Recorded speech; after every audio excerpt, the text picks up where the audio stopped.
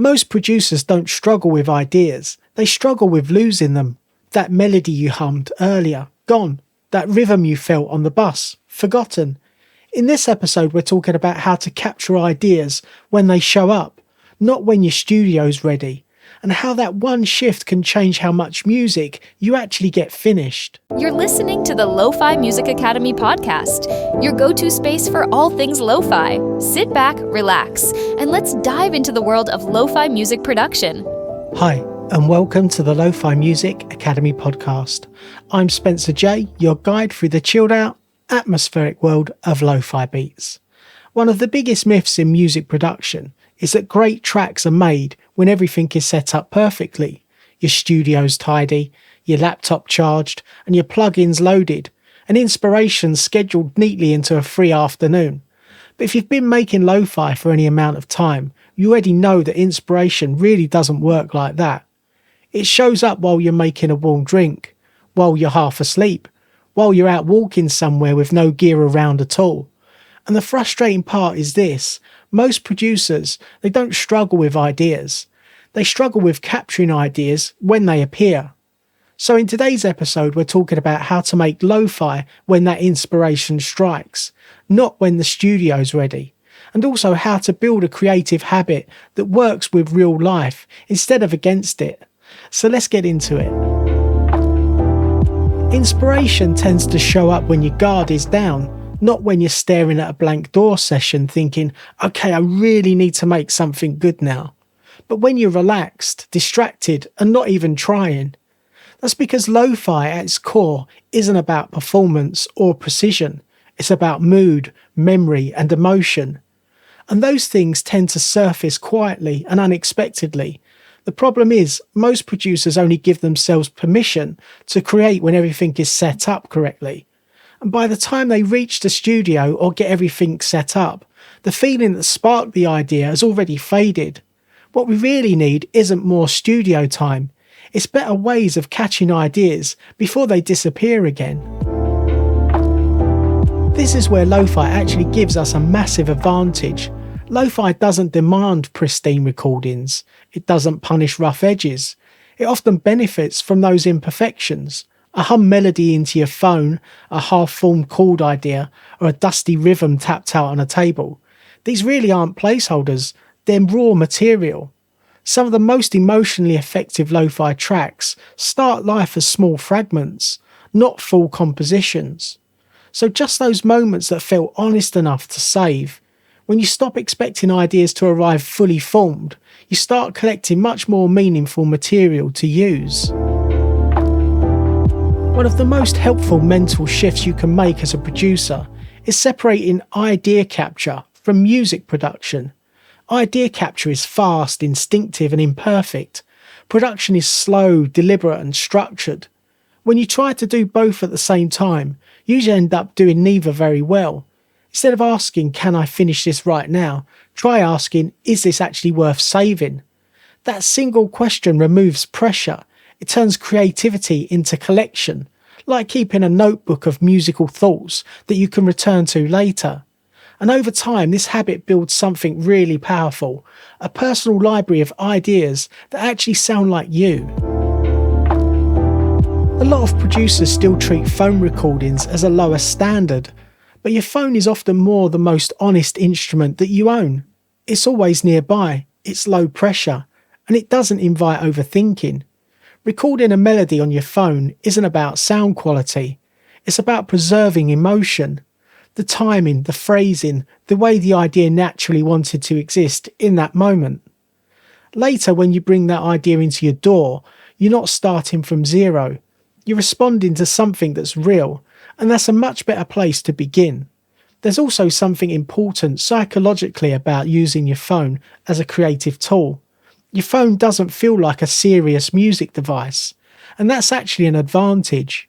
The moment you open a door, your brain switches into problem-solving mode.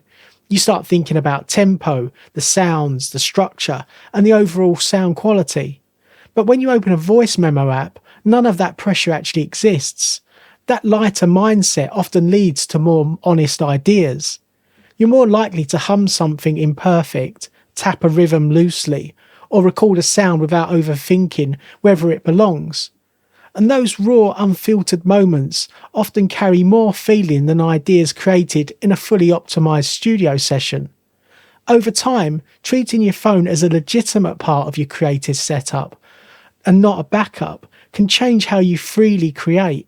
It becomes less about waiting for the right conditions and more about staying connected to ideas whenever they may show up.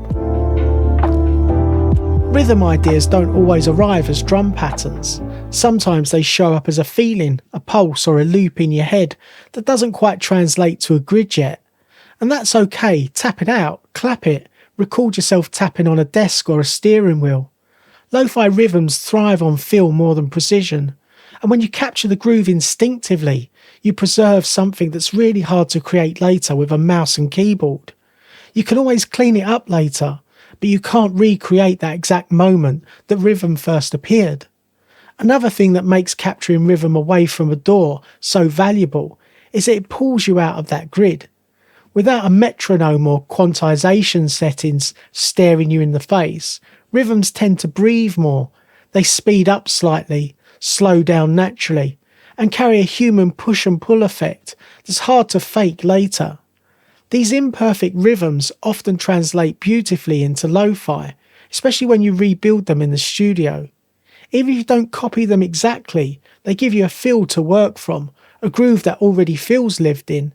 It's also a reminder that rhythm doesn't belong to software. It lives in your body, in your timing, in how you naturally move. Capturing rhythm this way also helps you reconnect with that instinctive side of music making. And it's really easy to lose that when everything becomes click-driven and perfectly aligned.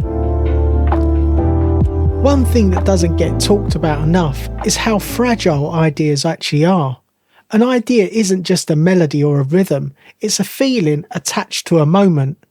And if you don't give that idea some kind of label or context when you capture it, it tends to lose its meaning surprisingly fast. You've probably experienced this before. You open up an old voice memo or a MIDI sketch and think, this sounded amazing at the time, but I have no idea why. And that's usually because the idea was saved, but the intention wasn't. A simple habit that helps here is just adding a few words when you capture something. Not technical notes, emotional ones. Rainy afternoon, late night train ride. It feels distant, slightly hopeful. These tiny descriptions act like a bit of a time capsule, so when you come back to the idea weeks or months later, you're not guessing, you're just reconnecting with the original spark. And that makes it much easier to turn the idea into a finished lo-fi track that still feels honest. Once you have a collection of ideas, the process becomes much calmer. You're no longer asking, what should I make today? You're asking, which ideas want to be developed? That subtle difference removes creative pressure. Instead of forcing inspiration, you're responding to it. And because the idea was already captured during a genuine moment, it already contains a direction, a mood, a tempo, or a feeling. Your job in the studio becomes one of translation, not invention. And one of the biggest mistakes producers make at this stage is expecting captured ideas to immediately turn into full tracks. That's rarely how it works. Most captured ideas don't become songs on their own. They become starting points. Their job isn't to be complete, it's to give you direction when you sit down in the studio. When you revisit these ideas later, it helps to approach them gently. Instead of asking, can this be finished? Try asking, what does this idea want next? Maybe it's a harmony. Maybe it's a drum pattern. Maybe it's just a texture layered underneath. This mindset keeps you from forcing ideas into shapes they don't want to take. It also makes finishing music feel less like pressure and more like a collaboration between who you were when the idea appeared and who you are now when you return to it.